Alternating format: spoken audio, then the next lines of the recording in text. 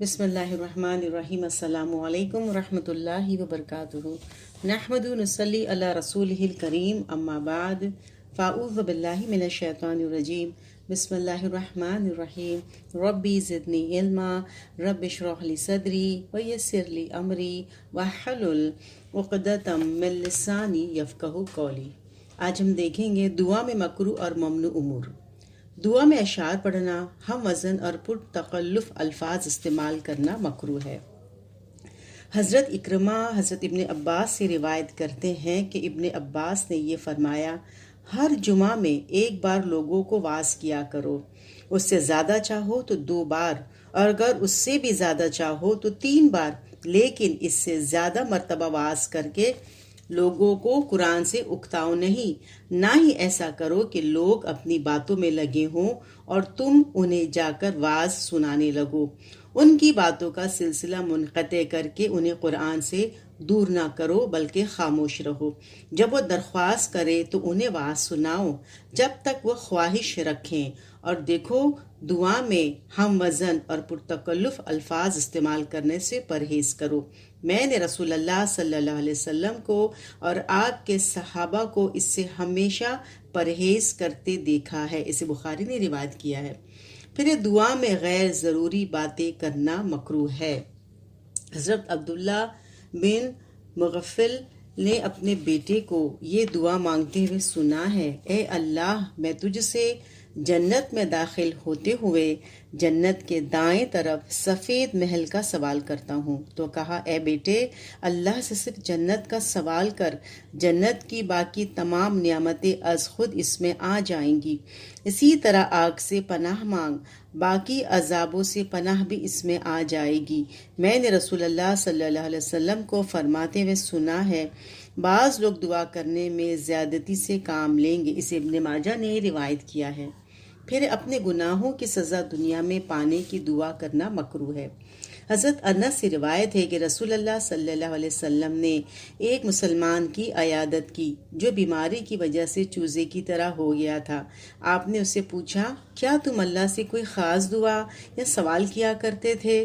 اس نے عرض کیا، ہاں، میں کہا کرتا تھا، یا اللہ، جو سزا تو مجھے آخرت میں دینے والا ہے وہ دنیا میں ہی دے دے تاکہ آخرت میں محفوظ رہوں۔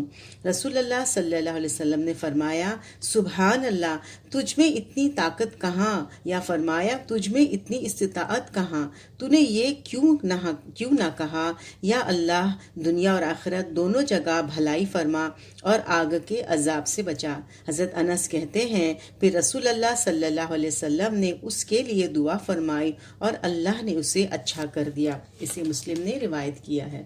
پھر اپنے لیے، اپنی اولاد کے لیے، اپنے خادموں اور اپنے مالوں کے لیے بد دعا کرنا منع ہے۔ حضرت جابر کہتے ہیں کہ رسول اللہ صلی اللہ علیہ وسلم نے فرمایا، اپنی جانوں، اپنی اولادوں، اپنے خادموں اور اپنے مالوں کے لیے بد دعا نہ کرو۔ ایسا نہ ہو کہ تمہاری زبان سے ایسے وقت میں بد دعا نکلے جس میں دعا قبول کی جاتی ہے اور تمہاری دعا قبول ہو جائے۔ اسے ابو داؤد نے روایت کیا ہے۔ پھر موت کی دعا کرنا منع ہے۔ حضرت انس کہتے ہیں کہ رسول اللہ صلی اللہ علیہ وسلم نے فرمایا، تم میں سے کوئی کسی مصیبت کے آنے کی وجہ سے موت کی خواہش نہ کرے۔ اگر موت کی آرزو کیے بغیر چارہ کار کوئی نہ ہو تو یوں کہنا چاہیے، یا اللہ، جب تک زندگی میرے حق میں بہتر ہے مجھے زندہ رکھ، اور جب موت میرا حق میں بہتر ہو تو مجھے دنیا سے اٹھا لے۔ اسے بخاری نے روایت کیا ہے۔ قطع رحمی اور گناہ کی دعا کرنا منع ہے۔ دعا میں عجلت طلبی منع ہے۔ حضرت ابو ہریرہ کہتے ہیں کہ رسول اللہ صلی اللہ علیہ وسلم نے فرمایا، بندے کی دعا اس وقت تک قبول ہوتی ہے جب تک گناہ یا قطع رحمی کی دعا نہیں مانگتا یا جلدی نہیں کرتا۔ صحابہ نے عرض کیا، یا رسول اللہ صلی اللہ علیہ وسلم، جلدی کیا ہے؟ آپ نے فرمایا، دعا مانگنے والا کہے، میں نے دعا مانگی، پھر مانگی، لیکن مجھے دعا قبول ہوتے نظر نہیں آتی، اس پر تھک ہار کر دعا کرنا چھوڑ دے۔ اسے مسلم نے روایت کیا ہے۔ دعا مانگتے ہوئے اللہ کے ساتھ کسی نبی، ولی یا بزرگ کو شریک کرنا منع ہے۔ حضرت عبداللہ بن مسعود سے روایت ہے کہ رسول اللہ صلی اللہ علیہ وسلم نے فرمایا، جو شخص اس حالت میں مرا کہ دعا میں اللہ کے سوا کسی دوسرے کو شریک کرتا تھا، آگ میں داخل ہوگا۔ اسے بخاری نے روایت کیا ہے۔ مسنون دعا، نبی اکرم صلی اللہ علیہ وسلم سے ثابت شدہ دعا کے الفاظ میں رد و بدل منع ہے۔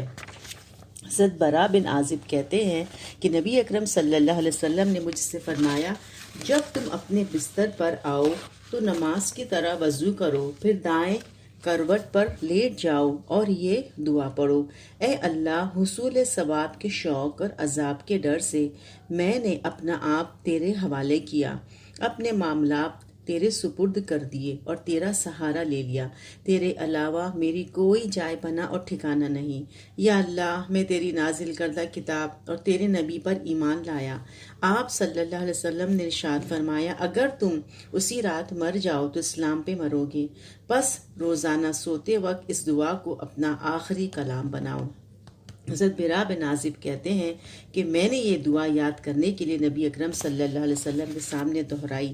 جب میں یا اللہ تیری نازل کردہ کتاب پر ایمان لایا ہوں کے الفاظ پر پہنچا تو اس کے بعد میں نے یوں کہا، و رسول کا، اور تیرے رسول پر بھی ایمان لایا ہوں، تو نبی اکرم صلی اللہ علیہ وسلم نے فرمایا، نہیں، یوں نہ کہو بلکہ یوں کہا، اور تیرے نبی صلی اللہ علیہ وسلم پر جیسے تو نے بھیجا ہے۔ اسے بخاری نے روایت کیا ہے۔ دعا بہترین ہدیہ ہے۔ رسول اکرم صلی اللہ علیہ وسلم اپنے جانثار صحابہ اکرام کی دینی خدمات پر خوش ہوتے تو انہیں اسی متاع گرہ بہا دعا کا ہدیہ عنایت فرماتے۔ جنگ تبوک کے موقع پر دوران سفر سامان خورد و نوش ختم ہو گیا۔ حضرت عثمان نے سامان خورد و نوش سے لدے ہوئے بے شمار اونٹ مہیا کر دیے۔ رسول اکرم صلی اللہ علیہ وسلم نے خوش ہو کر اپنے دونوں ہاتھ آسمانوں کی طرف اٹھا کر 3 دفعہ یہ دعا فرمائی، یا اللہ، میں عثمان سے راضی ہوں، تو بھی عثمان سے راضی ہو جا۔ پھر صحابہ سے کہا، تم بھی عثمان کے حق میں دعا کرو۔ 2 ہجری میں جنگ بدر کے لیے نکلنے سے قبل رسول اکرم صلی اللہ علیہ وسلم نے صحابہ اکرام سے مشاورت فرمائی۔ دوران مشاورت حضرت مقداد بن اسود نے مختصر تقریر کی اور کہا، یا رسول اللہ صلی اللہ علیہ وسلم، ہم وہ نہیں جو موسیٰ علیہ السلام کی قوم کی طرح کہہ دیں تو اور تیرا رب جا کر لڑے، ہم تو یہاں بیٹھے ہیں۔ اس اللہ کی قسم جس کے قزمِ قدرت میں ہماری جان ہے اور جس نے آپ کو حق کے ساتھ بھیجا، ہم آپ کے دائیں بائیں آگے پیچھے لڑیں گے، واللہ جب تک ہم میں سے ایک آنکھ بھی گردش کرتی ہے آپ صلی اللہ علیہ وسلم کا ساتھ نہ چھوڑیں گے۔ یہ الفاظ سن کر رسول اکرم صلی اللہ علیہ وسلم کا چہرہ مبارک فطرت مسرت سے چمک اٹھا اور حضرت مقداد کے لیے دعائے خیر فرمائی۔ دوسرے صحابہ کرام کو رشک آنے لگا، کاش یہ الفاظ زبان رسالت مآب سے ان کے لیے نکلے ہوتے۔ حضرت سعد بن معاذ کی اسلام کے لیے خدمات بڑی مخلصانہ اور فداکارانہ تھیں۔ جنگ احزاب میں زخمی ہونے کی وجہ سے شہید ہوئے تو رسول اللہ صلی اللہ علیہ وسلم کو شدید صدمہ ہوا۔ اپنے جانثار صحابی کا سر زانوئے مبارک پر رکھ لیا اور دل کا رنج و غم جرزدیل دعائے الفاظ میں ڈھل گئے۔ الہی، تیری راہ میں سعد نے بڑی زحمت اٹھائی، اس نے تیرے رسول صلی اللہ علیہ وسلم کی تصدیق کی اور حقوق اسلام ادا کی۔ الہی، تو اس کی روح کے ساتھ ویسا ہی معاملہ کر جیسا تو اپنے دوستوں کی روح کے ساتھ کرتا ہے۔ تدفین کے بعد رسول اللہ صلی اللہ علیہ وسلم نے صحابہ اکرام کو بتایا کہ 70,000 فرشتے سعد کے جنازے میں شریک ہوئے تھے۔ حضرت ایوب انصاری نے ایک بار رات بھر کاشانہ نبوت صلی اللہ علیہ وسلم نبی پر پہرا دیا۔ صبح ہوئی تو رسول اللہ صلی اللہ علیہ وسلم نے ان کے حق میں یہ دعا فرمائی، ابو ایوب، اللہ تعالیٰ تمہیں اپنے حفظ و ایمان میں رکھے، تم نے اس کے نبی کی حفاظت کی۔ بعض اوقات صحابہ اکرام رسول اللہ صلی اللہ علیہ وسلم کی زبان مبارک سے دعا سننے کے منتظر رہتے تھے، لیکن بعض اوقات خود آپ سے دعا کی درخواست کرتے۔ ایک موقع پہ رسول اکرم صلی اللہ علیہ وسلم نے صحابہ اکرام سے خطاب کرتے ہوئے فرمایا، میری امت سے 70,000 افراد بے حساب جنت میں جائیں گے۔